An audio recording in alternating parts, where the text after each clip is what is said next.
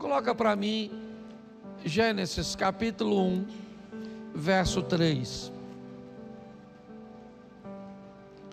Gênesis 1, 3. Eu quero só fazer uma reflexão com vocês.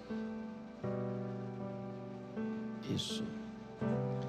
Então disse Deus, ou então, eu fico sempre com a outra tradução, eu já falo. Então Deus disse: haja luz e houve luz.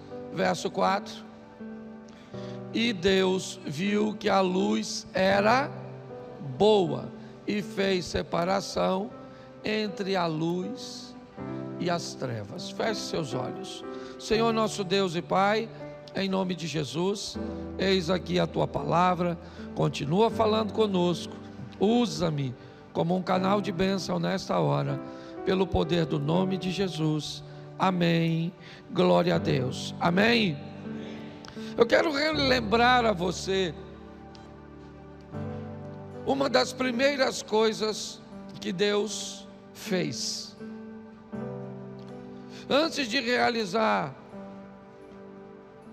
a maioria da criação, a Bíblia começa dizendo que Deus fez os céus e a terra, e que o Espírito de Deus se movia sobre a face das águas.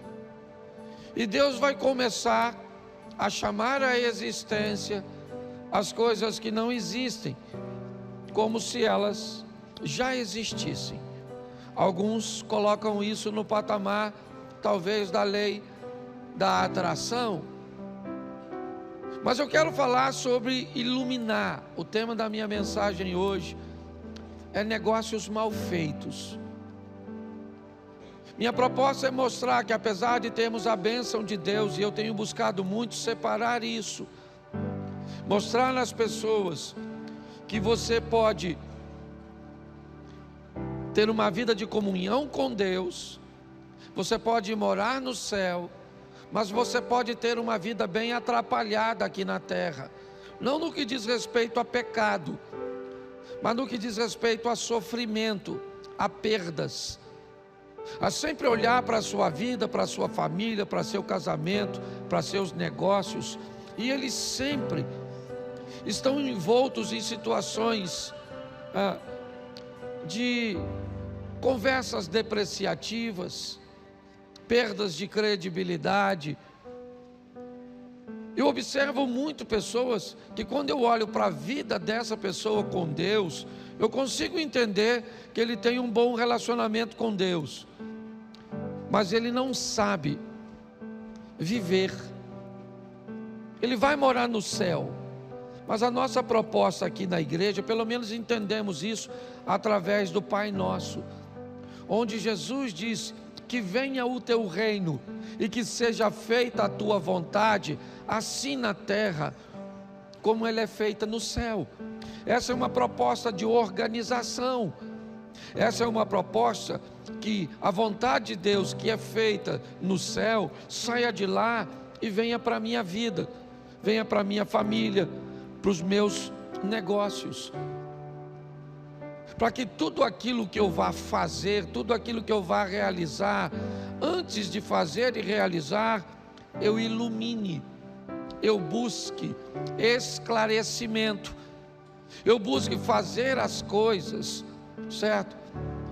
E mesmo que eu cometa erros, e eu vou cometê-los sim, não estou falando de ninguém perfeito, mas que os danos sejam mínimos. Eu preciso entender a responsabilidade que tenho de cuidar da minha vida, das minhas escolhas, e todas as vezes que não observamos isso, nós podemos pagar caro, mesmo que não seja intencional.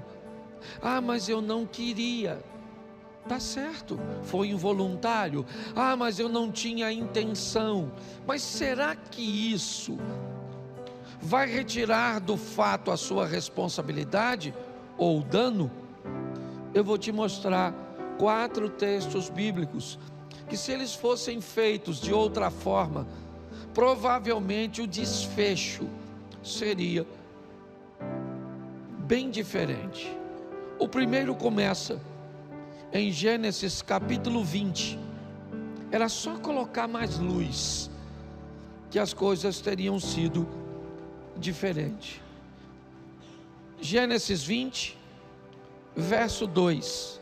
Presta atenção nessa história. Abraão dizia que Sara, a mulher dele, era sua irmã. Primeiro eu queria que você entendesse, porque algumas pessoas olham e dizem: mas pastor, Sara era mulher de Abraão ou Sara era irmã de Abraão? Será que quando ele disse para Elimeleque que Sara era sua irmã, ele estava mentindo porque estava com medo? Não. Bota o verso 12 do capítulo 20. Eu acho que está no 12. Isso. Por outro lado, ela é de fato minha irmã por parte de pai, embora não por parte de mãe, certo? E veio a ser minha mulher. Então preste atenção. Esse texto, né? Algumas pessoas, quando vê Abraão dizendo para o rei de Gerar que Sara era sua irmã, acaba pensando que ele está mentindo. Ele não está mentindo. Ela era sua irmã por parte de pai, mas não era filha da mesma mãe.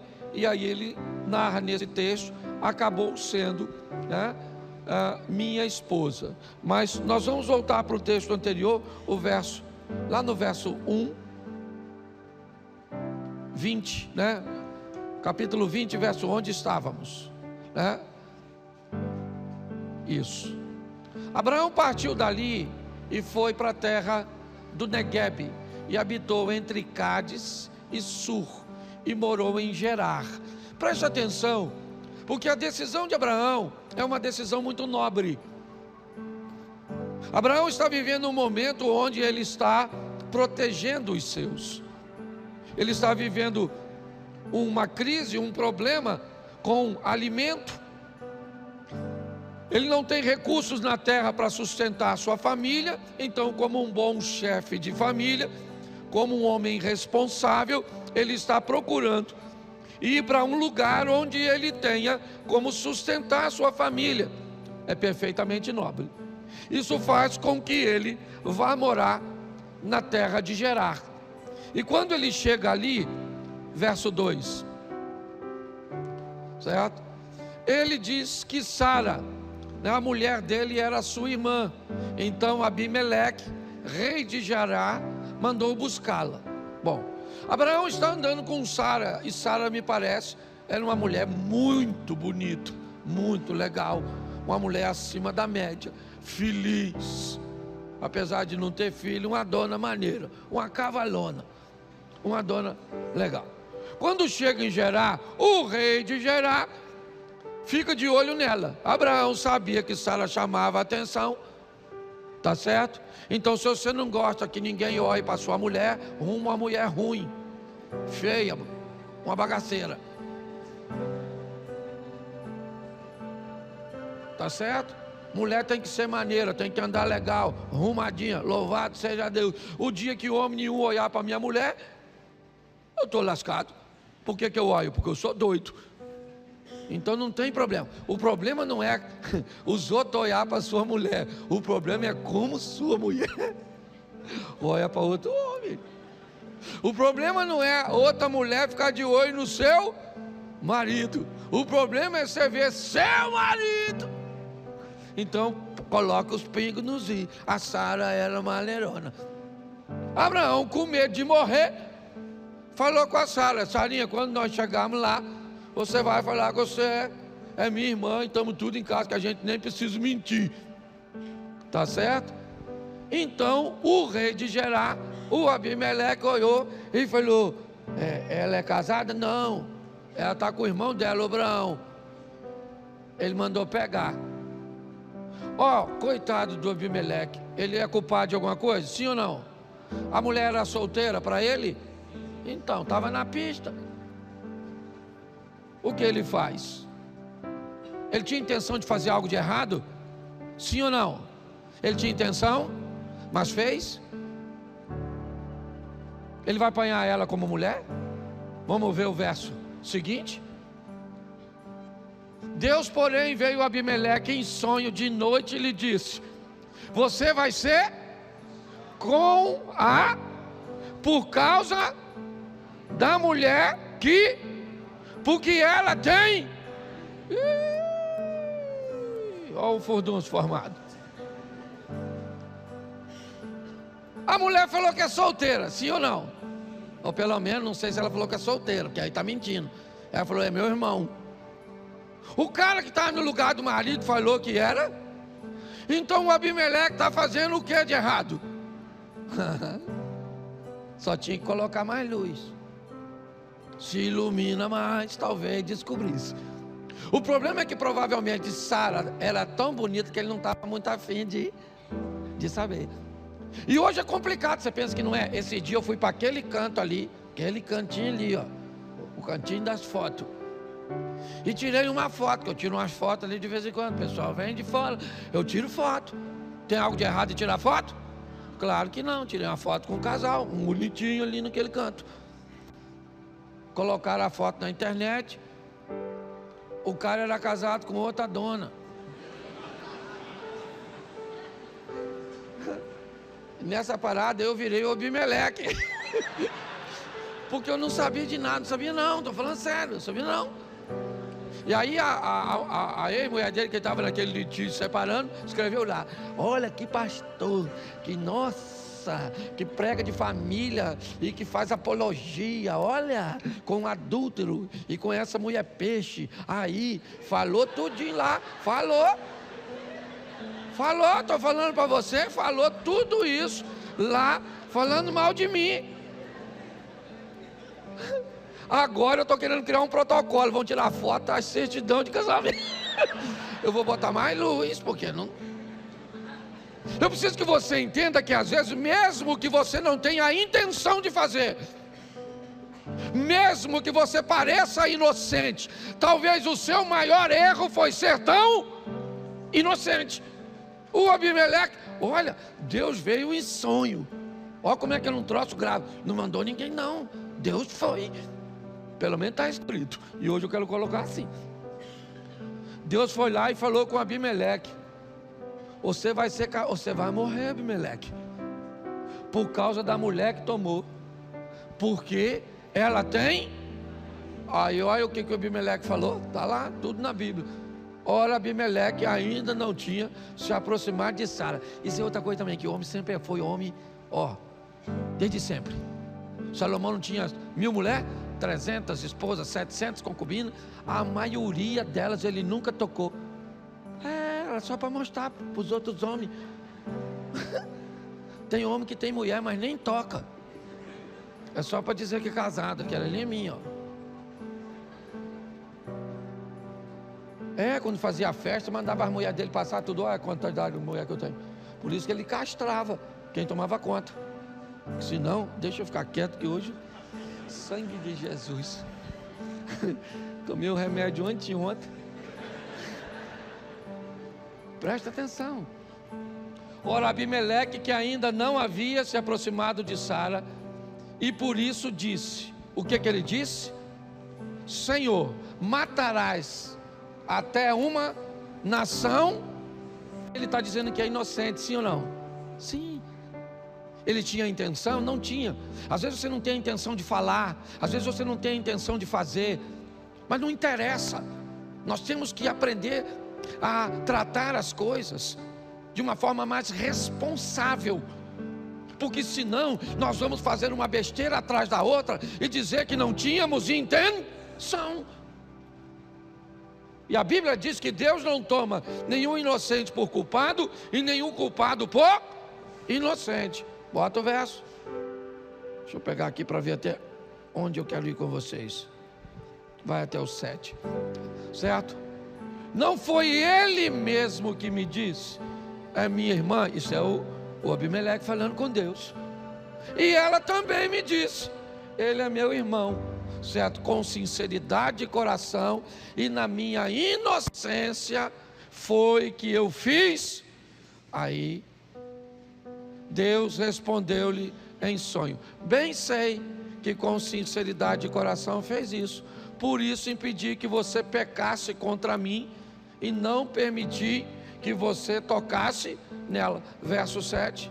Agora devolva a mulher a seu, porque ele é e intercederá por e você, mas se não a devolver, saiba que você certamente morrerá, você e tudo o que é. O que é isso? Um negócio mal feito. É importante nós entendermos. Eu não sei, não quero falar de Abraão hoje, porque para mim a lição hoje é para Abimeleque. Muitas vezes a vida vai aparecer diante de nós com vantagens, com situações que parecem extremamente lucrativas,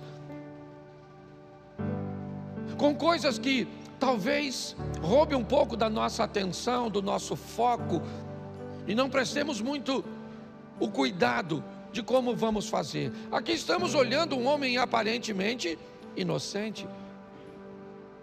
O próprio Deus diz: fui eu que não deixei você tocar nela, porque se você toca nela, você morreria. Ah, mas eu não sabia. Não interessa, querido, deveria saber. É importante que nós vivamos uma vida onde as desculpas deem lugar às responsabilidades.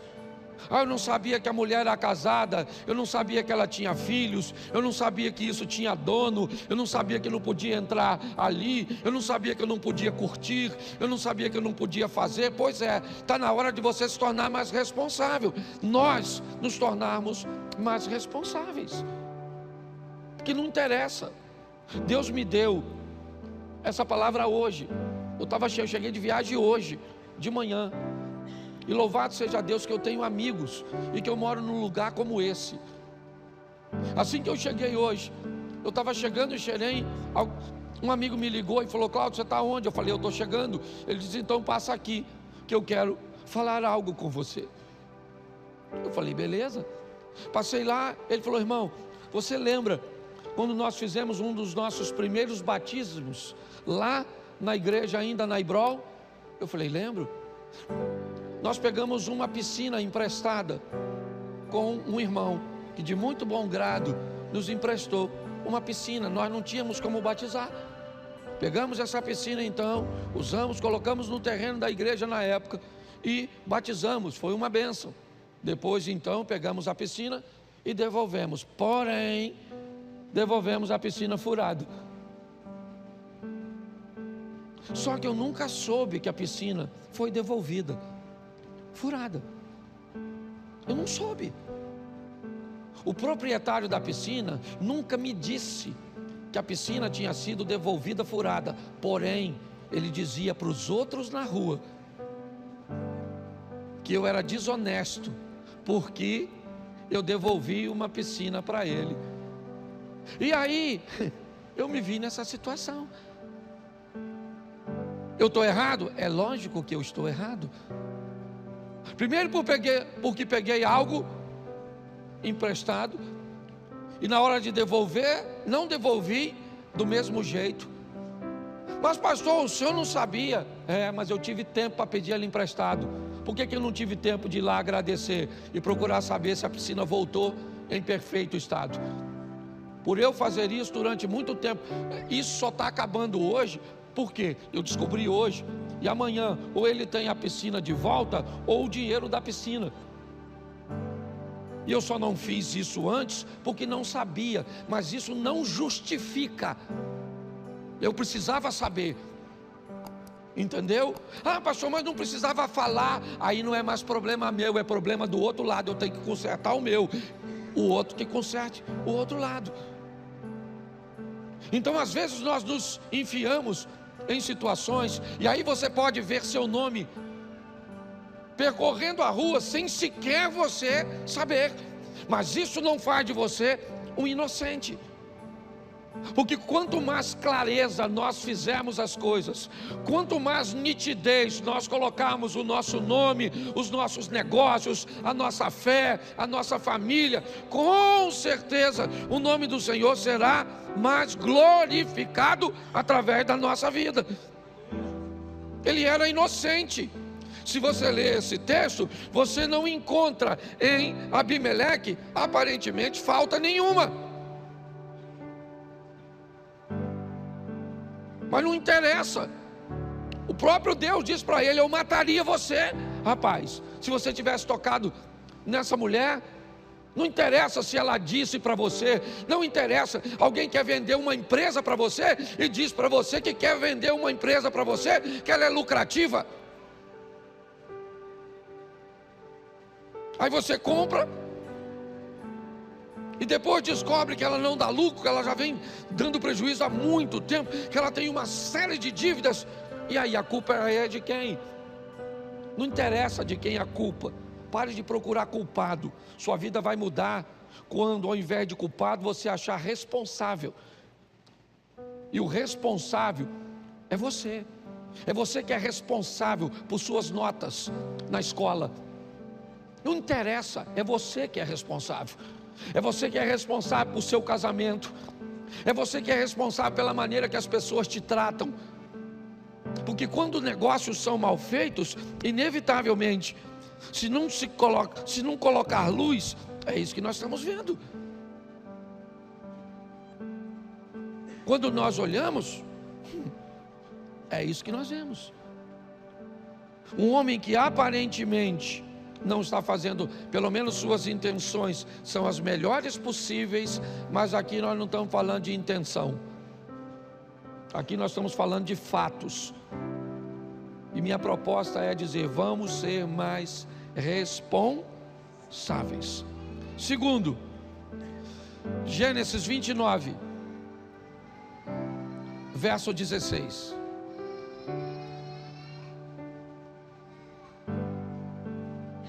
Ora, Labão tinha 2 filhas, Lia era a mais velha, Raquel a mais. Isso, vamos lá, deixa eu ver aqui, 16 vai para o 18. Isso, como Jacó amava Raquel, disse a Labão: trabalharei para o Senhor durante 7 anos para se casar com quem? Sua filha mais. Isso, versículo 20. Assim, por amor a Raquel, Jacó trabalhou quantos anos?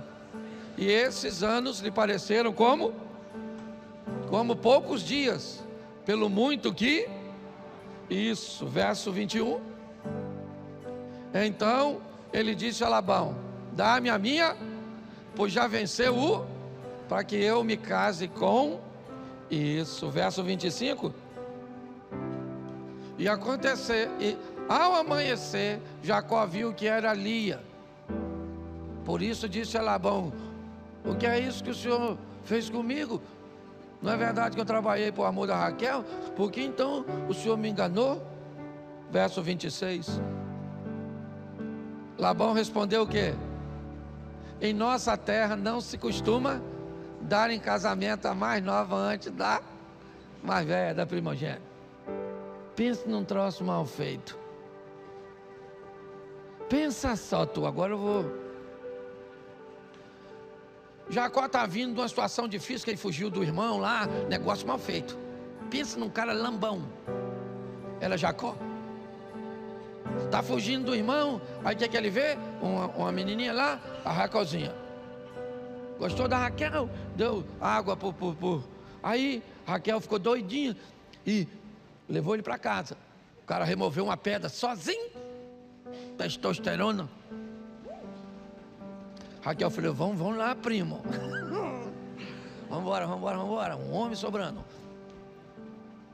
Foi para lá. Chegou lá, Labão conversou e decidiram que Jacó ia trabalhar para ele. E Jacó, como todo rapazinho, macho, olhou e falou: eu estou a fim de casar, até porque o cara não é bobo. Já acabou chegando, vai trabalhar para um cara e quer casar com a filha do cara, ou seja, que já quer entrar na herança, ser genro. Pois é, tinha 2 filhas, tá bom? Uma era mais bagunçadinha, mais velhinha, e a outra mais novinha, arrumadinha, a Raquelzinha e a Lia. Lia tinha um olho para arquibancada, o outro para geral, era meio bagunçado. Tava assim, não quero denegrir a imagem de ninguém não, que ela não está aqui para se defender. Pois bem, tá certo? Como é que você quer casar com a minha filha se você não tem um tostão? Ele falou, isso não é problema, eu tenho força para trabalhar. Trabalhar quantos anos? 7 anos. Por isso que eu sei que Raquel era bonita. Porque 7 anos para trabalhar com a dona, maluco. É muita beleza para 7 anos. Se eu chego lá, eu ia falar, pô, não tem uma aí mais baratinha assim, uma mulher que nós trabalhamos uns 15 dias. Que isso, Cláudio? Pô, Cláudio, aí não. Vocês gostam, né? Pois é. Não, nós vamos trabalhar 7 anos. Então 7 anos e lá foi o Jacó trabalhar. 7 anos. Eu imagino ele passando na frente da tenda do Labão.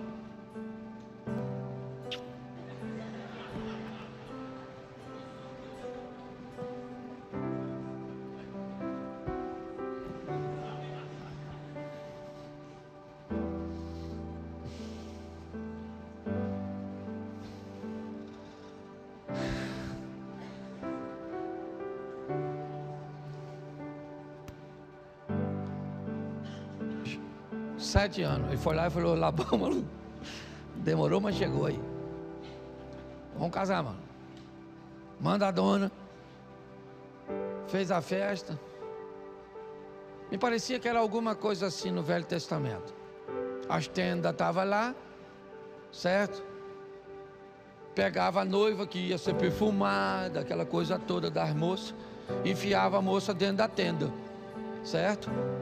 E o rapaz era meio que uma despedida de solteiro. Ele ia fazendo meio com a procissão num ambiente que não era tão grande assim, mas ia falando da sua alegria, aquela coisa toda. Tá joia. O Edson ainda não tinha criado a lâmpada, então. E eu acho também que manguaçou. 7 anos o cara quer comemorar. Bebida e treva. O Labão trocou as filhas. Por que eu sei que ele bebeu que estava escuro? Porque não é possível. O cara trabalha 7 anos para... Não era gêmea. De manhã cedo, quando ele acordou, mano, tu já bebeu? Se tu já bebeu, talvez tenha acontecido isso contigo em algum dia. Você passou a noite do sábado com a princesa e acordou com a Fiona.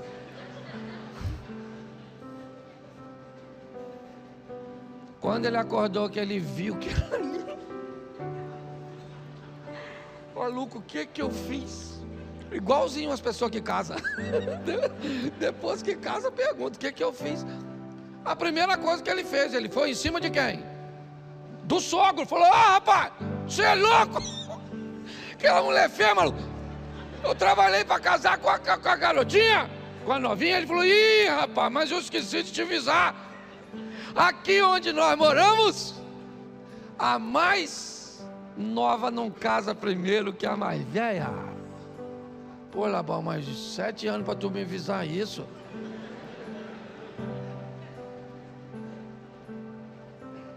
Quem é o vilão nessa história? Labão ou Jacó? Seja franco, analise, quem é o vilão? O mau caráter, quem é? É o Labão ou o Jacó? O Labão, sim ou não? Sim. Quem é o inocente? Hein? É o Jacó. Mas se lascou ou não se lascou? Mesmo inocente? Sim ou não? Eu não quero saber se você tem culpa ou não. Tu casou com esse homem. Então hashtag chupa essa manga. Eu não quero saber. Eu não estou querendo te acusar. Eu só estou te mostrando que inocente ou culpado, você é responsável e vai pagar por ser responsável. Ele trabalhou mais 7 anos. Indica que ele ganhou a Raquel, que ele ficou tão doido certo? Que me parece que ele falou: você trabalha mais 7 anos e eu te pago ela adiantado, certo? E depois você vai ler aí para a confusão que deu para ele com aquelas 2 mulheres. Mas é importante nós entendermos que o que é isso aqui? O que eu penso? Jacó não mora com Labão, não. Ele mora com seu pai, sua mãe, seu irmão. E aí, uma coisa vem na minha mente: a regra de onde Jacó vivia provavelmente não era essa. Provavelmente onde Jacó estava vivendo não havia nenhum problema da mais nova casar com a mais velha, mas ele esqueceu que ele não estava mais naquele local. Ele estava vivendo em outro ambiente, então as regras mudaram. É importante nós vermos isso. Onde trabalhávamos, como é que funcionava? O que era permitido? Mas eu não trabalho mais lá. Quando eu ganhava 10 anos atrás, sabe, a minha vida era assim, era mais confortável, eu tinha isso, eu tinha aquilo, tá bom, mas as regras da vida mudou. Hoje você não ganha o que ganhava. Hoje você não tem mais a idade que tinha. As coisas não são mais as mesmas. E pessoas, me parece que não conseguem entender isso. E pautadas nisso, elas vivem enfrentando problemas de negócios mal feitos. Foi mal feito até o fim. Nunca mais Jacó se entendeu com Labão. Nunca mais. Jacó teve diversos problemas com seu sogro, com seus cunhados, a ponto de ser obrigado a ir embora de forma escusa, escondido. Por quê? Porque não fazia coisas às claras. Talvez o prejuízo que você leva em relacionamentos, em tantas outras coisas, seja simplesmente por falta de luz, de esclarecimento. Vamos para lá, para nós não. Juízes capítulo 14, verso 3. Esse também era o rei das coisas mal feitas. Juízes 14, 3. Porém seu pai e sua mãe lhe disseram: será que não há mulher entre as filhas de seus parentes e entre todo o nosso povo, para que você tivesse que ir procurar uma esposa no meio dos filisteus, aqueles incircuncisos? Mas Sansão disse ao seu pai: busquem essa mulher para mim, porque é só dela que eu me agrado.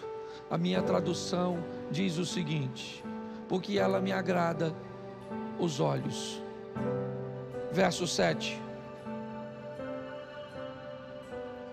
Então ele foi e falou àquela mulher, e dela se agradou. Novamente, na minha tradução, Jacó ou Sansão, ele está tão guiado por aquilo que ele está vendo, ou por aquilo que ele sente diante daquilo que vê, que ele não consegue ler aquelas letrinhas miúdas, sabe? Aquelas letrinhas pequenininhas que aparecem rápido, muitas vezes debaixo de um anúncio, de uma fórmula que pode remover suas dores na perna, melhorar sua circulação sanguínea, retirar de você todo o cansaço, remover de você todo o estresse.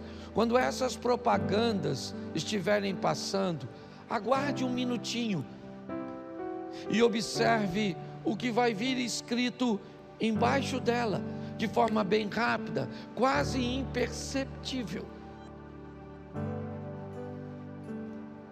Ali vai estar dizendo que o resultado que eles prometeram com tanta ênfase não são garantidos. que as coisas não funcionam como eles falaram. Mas então por que falaram? Porque há um propósito de Satanás, do mal, fazer você e eu sofrermos. O propósito deles, ou do diabo, é nos expor a negócios mal feitos, as situações que venham nos trazer danos, prejuízos, dor, humilhação. Para quem? Para quem puder. Ele quer humilhar você, ele quer humilhar sua família, certo? Ele quer humilhar seu casamento, ele quer humilhar seus filhos. Sim, esse é o planejamento. Ele é comparado a um ladrão que vem roubar, matar e destruir. É assim que funciona. Então, não dá. Ou você para de fazer as coisas em meia luz, ou você para de fazer as coisas num ambiente onde não há esclarecimento, onde nunca fica muito claro, ou sempre sua vida vai estar envolta em crise e em problemas. Está aí o Sansão. Não, é os meus olhos que me guiam, eu quero essa mulher, eu quero essa mulher. Essa mulher não foi dada a ele. Ele foi lá, fechou um negócio com o pai dela, combinou um pagamento do dote, ficou tudo certinho. Quando ele voltou para pegar a mulher tinha sido dada a um outro cara. E o que ele segue? Fazendo coisas erradas. Eu já falei isso aqui. Para mim, Cláudio, tá bom? A força de Sansão nunca teve no cabelo. Todas as vezes que Sansão fica forte, que é para matar aqueles inimigos, que é para pegar aquele portão, colocar nas costas e levar até a montanha, todas as vezes que ele faz algo que demonstra que ele está muito forte, o versículo anterior é o seguinte: e o Espírito do Senhor se apoderou de Sansão. Nenhum texto diz, ele era forte porque tinha o cabelo grande. Ele era forte porque Deus era com ele. O dia que ele é dominado pelos inimigos, realmente o cabelo dele foi cortado. Mas o texto diz o seguinte: o que Sansão não sabia é que o Espírito de Deus havia se retirado dele. O que acabou para Sansão não foi a força de seu cabelo, foi a tolerância de Deus. Chegou um limite, Deus disse: bom, eu tentei te avisar através do seu pai, da sua mãe, dos sinais, porque não é possível. Todas as vezes que você diz à mulher onde está a sua força, vem o inimigo, e exatamente o que você disse que tiraria a sua força, ela mandou fazer com você, e você continua convivendo com ela, deitando sua cabeça e conseguindo dormir, Sansão, no colo de alguém como Dalila. Como você, preste atenção, gente, olha só, a mulher é perigosíssima, já mostrou que o ambiente é hostil, que conviver com ela é desafiador, que ela não é de confiança, e o cara consegue fechar seus olhos e dormir no colo dela. Sansão está de brincadeira. Você vai dizer para mim que o plano de Deus é que esse cara morresse soterrado embaixo de escombros? Você vai querer me convencer de que Deus tinha isso para ele? É isso? Você quer me convencer que Deus tinha um plano de um povo peregrinar tanto tempo no deserto para pagar pecado ou qualquer coisa que você... É isso que você quer me convencer? Você acha que quando Deus coloca aquele menino que foi livrado da morte para ser treinado como um faraó, não era para libertar seu povo com o poder de um faraó? O grande problema é que quando queimamos etapas, o grande problema é que quando fazemos besteira, a misericórdia de Deus ela vai nos alcançar, mas o efeito daquilo que fizemos também nos alcança. Uma das histórias, uma das piores histórias e mais vergonhosas é a história do Sansão. Bonito, forte, certo? Um homem de Deus, e que morreu daquele jeito. Foi para o céu? Você acha que ele foi para o céu, sim ou não? Claro, eu também acho. Mas dizer que eu queria ser Sansão, eu não queria ser Sansão, porque não era alguém responsável. É assim que muitas vezes nós estamos vivendo. Eu vou morar no céu, tá bom que eu vou morar no céu, eu sei, a minha fé em Cristo Jesus, tá jóia, tá tranquilo, isso eu não estou muito preocupado mais com morar no céu. Eu quero saber como é que vai ser minha vida aqui na terra, se Deus vai ser glorificado através da minha vida, se quando eu sair desse mundo, eu deixo esse mundo melhor do que quando eu cheguei. Porque é isso. Quando eu cheguei, o mundo estava de um jeito, quando eu estou saindo, ele tem que estar melhor do que quando eu cheguei. Foi para isso que eu vim aqui, eu não vim para piorar, eu vim para melhorar. E para terminar, Gênesis capítulo 4, verso 3. Essa é uma história também para mim, que ela poderia ser contada de forma diferente. Aconteceu que ao fim de certo tempo, Caim trouxe do fruto da terra uma oferta ao Senhor. Verso 4. Abel, por sua vez, trouxe das primícias do seu rebanho e da gordura deste, e o Senhor se agradou da oferta, se agradou de Abel e da sua. Verso 5. Mas de Caim e da sua oferta não se agradou. Caim ficou muito irritado e fechou a cara. Bom, tem alguma coisa de errado nessa história. Bom, se você chega até a mim, Eliezer e Osias, é meu aniversário, os dois chegam à minha direção e cada um traz consigo um presente. Assim que o presente me é dado, eu dou mais atenção ao presente que o Osias me deu e não o do Eliezer. O Eliezer tem direito de ficar irritado, sim ou não? Tem ou não tem? Com quem? Com Osias ou comigo? Hã? Comigo. Sim ou não? A oferta foi feita? Foi. Quem é que não aceitou? Então Caim tinha que matar quem? Deus. Ele tinha que estar irritado com e não com.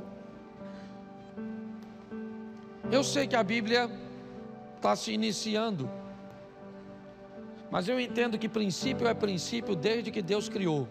E há um princípio na oferta. O que a mão direita faz. Eu fico me perguntando por que é que esses caras foram ofertar um do lado do outro, olhando a oferta um do outro.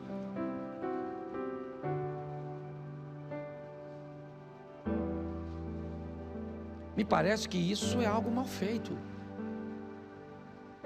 Tem alguma coisa aqui que nós, até porque não temos total conhecimento. A Bíblia diz: em parte conhecemos, em parte profetizamos, mas quando vier o que é perfeito, então o que é par, em parte será aniquilado, e conheceremos da mesma forma que somos conhecidos.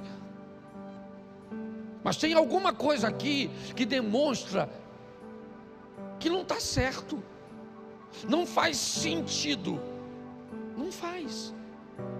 Não faz muito sentido um matar o outro por causa de uma oferta que Deus. Todas as vezes que vemos negócios mal feitos, nós vamos ver divórcio. Ah, pastor, mas meu marido mudou no meio do caminho, mas minha esposa mudou no meio do caminho, fulano fez isso, era assim, não era mais. Tá certo. Só não peça para a vida te olhar como inocente. Ela não vai fazer. Eu posso até olhar para você e dizer: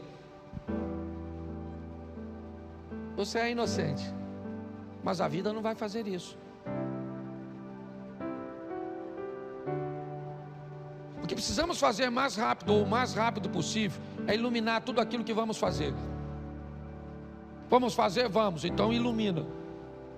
É perigoso, tem alguma coisa. Eu não estou dizendo que você tem que andar o tempo inteiro em alerta, não é isso não, isso é loucura.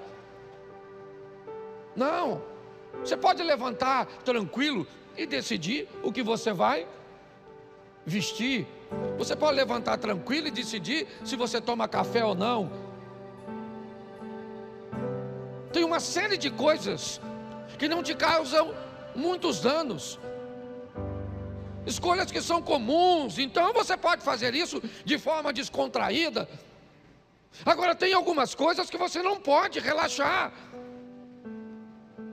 porque elas vão te trazer danos, elas vão prejudicar a sua vida. Mude suas ações. Quem convive com... Eu falo isso, não é por nada, é só por correção. Eu não sou perfeito, mas hoje eu passo a maior parte do dia resolvendo muitas vezes problemas que não são meus, porque eu evito de criar problemas, porque a cruz que eu coloco o peso é a minha.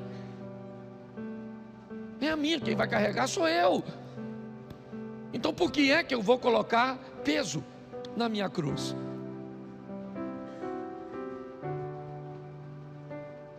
Então nós estamos olhando, quando eu olho para a igreja e vejo as pessoas, o afinco, a dedicação. Eu costumo dizer quando eu saio, cara, a coisa mais difícil é achar na igreja que eu sou pastor uma pessoa ruim. Eu não consigo achar. Na minha visão, a maioria das pessoas aqui vão para o céu. Eu só não sei se elas conseguirão trazer o céu para a terra, viver o incrível, o extraordinário, aquilo que nós propomos aqui de cima, porque o tempo não é nosso. Hoje eu estou voltando de viagem, parei no local para tomar um café, um cara me abraça, ele veio aqui, me pediu oração pela filha, e eu pedi, coloca a mão na barriga da sua filha, e nós vamos orar para que ela tenha um filho. Um tempo depois ela engravidou e perdeu o bebê, ficou muito triste, muito tristinha, e eu também fiquei. Mas hoje, quando eu cheguei lá, ele me deu um abraço, eu achei estranho. E ele falou comigo de como a gravidez dela estava se enrolando, porque não tem a ver conosco, tem a ver com Deus. Mas o que nós precisamos é colocar a nossa vida onde não cabe desculpa, onde não cabe culpado. Não cabe. Não adianta, eu sou inocente, é igual a Elimeleque ou Abimeleque, é isso? É assim que você é? Então tá certo. Se é inocente como Caim ou como Abel, tá bom. Abel era inocente, mas ele morreu. Existem coisas por detrás, algumas eu consegui explicar, outras não. Essa é uma que eu não entendo. Esse cara não tinha nem como ter vergonha dos outros, porque não tinha quase ninguém para ele ter vergonha e encarnar nele. Aí a oferta do seu irmão foi aceita, a sua não. Está na hora de nós pararmos de fazer as coisas de qualquer jeito, e você vai ver que inevitavelmente é só uma questão de tempo. Vai parecer que você tem mais sorte, vai parecer que você é mais espiritual, você vai começar a chegar à conclusão de que as coisas estão conspirando a seu favor. Tá? No livro de Bernardinho, Transformando o Suor em Ouro, é uma das coisas mais fascinantes que eu aprendi. Ele disse: quanto mais eu preparava a minha equipe, mais sorte minha equipe tinha. Porque não era sorte, era preparo. Vamos sair daqui para vivermos o que Deus tem para cada um de nós de verdade, colocando luz, mesmo quando não queremos colocar. Se Elimeleque ou Abimeleque, tivesse visto direito, não tinha passado por aquilo. Se Jacó tivesse tratado de outra forma, não precisava. Se você parar e pensar, Faltou luz para Sansão, para Jacó, para Abimeleque, para Caim e Abel, e às vezes falta para nós, como faltou na experiência que eu contei para vocês da piscina. Eu queria que você ficasse de pés agora.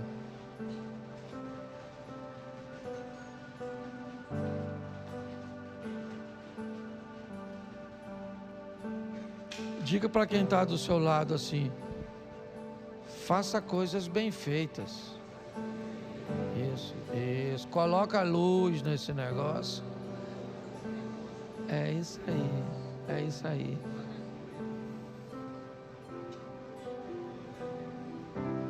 A Bíblia diz que no céu haverá pranto? Sim ou não? No céu haverá dor? Pois é. Quando nos encontrarmos lá, não terá lágrima, pois Ele enxugará toda lágrima. Lá não haverá dor, mas aqui há. Não para todo mundo, não. Feche seus olhos. Senhor nosso Deus e Pai, em nome de Jesus, que a nossa postura, ó Deus, seja uma postura de iluminar, de esclarecer, de buscar fazer as coisas da melhor maneira possível. Sabemos que as coisas, ou que a direção é certa, quando aquilo que estamos fazendo faz com que o Teu nome seja glorificado. Toma muitas vezes a nossa inocência, pois não podemos ser inocentes no mundo onde Satanás está agindo.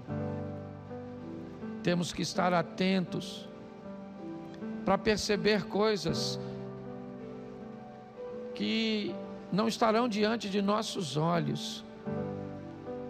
Como disse Abimeleque, ele disse, ela disse, mas era mentira. Não era verdade ou não era bem assim. Abençoa a nossa casa, Senhor. Abençoa a nossa família. Abençoa os nossos negócios. Abençoa a nossa caminhada de fé. Às vezes temos tantas crises conjugais por negócios mal feitos, por conversas, ó Pai, que não são claras, com questões que consideramos óbvias, mas que precisariam ser ditas.